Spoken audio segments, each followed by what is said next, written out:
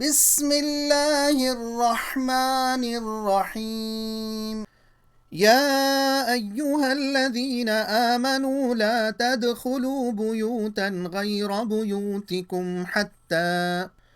हत्ता तस्तअनिसू व तुसल्लिमू अला अहलिहा ज़ालिकुम खैरुल लकुम लअल्लकुम तज़क्करून।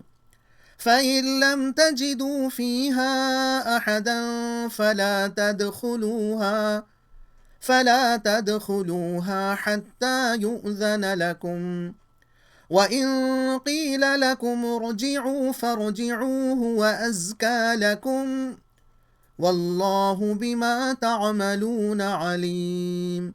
ليس عليكم جناح أن تدخلوا بيوتا غير مسكونة فيها متاع لكم، والله يعلم ما تبدون وما تكتمون.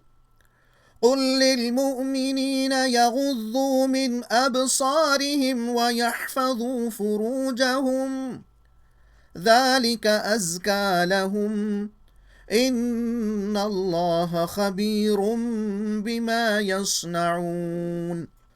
وقل للمؤمنات يغضضن من أبصارهن ويحفظن فروجهن ولا يبدين زينتهن إلا ما ظهر منها، وليضربن بخمرهن على جيوبهن، ولا يبدين زينتهن إلا لبعولتهن أو آبائهن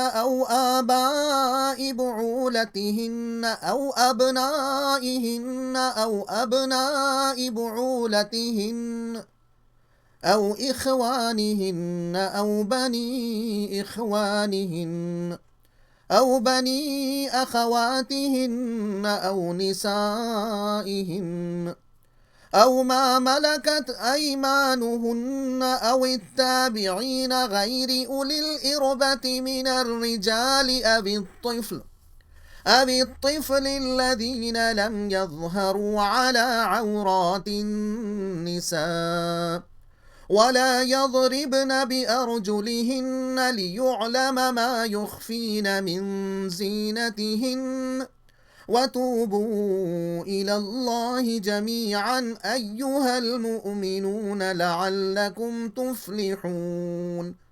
وأنكحوا الأيام منكم والصالحين من عبادكم وإمائكم إن يكونوا فقراء يغنهم الله من فضله، والله واسع عليم. وليستعفف الذين لا يجدون نكاحا حتى يغنيهم الله من فضله، والذين يبتغون الكتاب مما ملكت أيمانكم فكاتبوهم إن علمتم فيهم خيرا، وآتوهم مما لله الذي آتاكم، ولا تكرهوا فتياتكم على البغاء إن أردنا تحصنا لتبتغوا عرض الحياة الدنيا، ومن يكرهن فإن الله من بعد إكراههن غفور رحيم. ولقد أنزلنا إليك آيات مبينات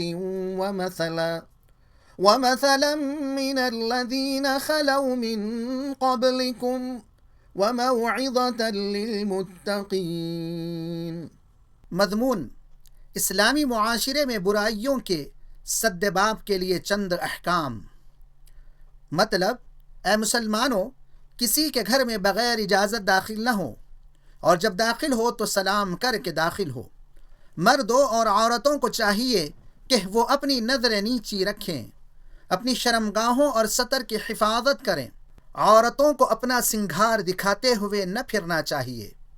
اپنے سینوں پر اوڑھنی کا آنچل ڈال لیا کریں، سوائے اپنے شوہر، خسر، بیٹے، بھائی، بھتیجوں، بھانجوں اور میل جول والی عورتوں اور مملوک اور چھوٹے بچوں کے کسی پر اپنی زینت ظاہر نہ ہونے دیں، اور پاؤں زمین پر مارتی ہوئی نہ پھریں۔ تم میں جو مرد یا عورت بغیر نکاح کے ہوں، ان کا نکاح جلد کر دیا کرو۔